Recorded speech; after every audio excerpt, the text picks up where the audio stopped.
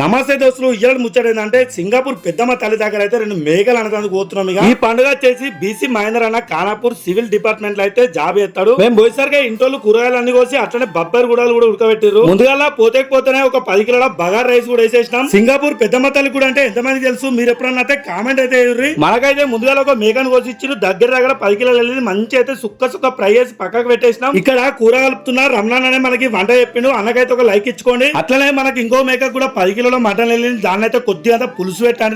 ఈ కాకైతే నువ్వు ఒక్కను ఎంతసేపు చేస్తావు అని ఒక చేత అయితే వేసిండు. 2 కూరగాయలు అయితే దించుకొని ఒక 3 తలకాయలు అయితే ఉడకబెడుతున్నాం. ఆ తలకాయలు ఉడకేదాకైతే ముందుగా ఉడకబెట్టుకున్న బోటి పేలకలను అయితే మంచిగా ఫ్రై చేసుకొని అన్ని మసాలాలు వేసేసి ముందుగా ఉడకబెట్టుకున్న బబ్బర్ గుడాలు కూడా వేసుకొని మా పుట్టి కాకతో అయితే గట్టి కల్పించిన మనకు వంటలన్నీ రెడీ అయిపోయినాయి. తిండే సురి చేయాలి. ఎప్పుడు హోటల్లో తినే కన్నా ఈ జంగలకు వచ్చి గుడికాడ మంచిగా వండుకొని చుట్టూ చెట్లను చూసుకుంటా ఇంట్లో అందరం తింటే ఎట్లుంటది అంటే అట్లుంటది. మరి మన వీడియో నచ్చినట్లయితే సబ్స్క్రైబ్ చేయండి, షేర్ చేయండి, లైక్ చేయండి, కామెంట్ కూడా చేయండి.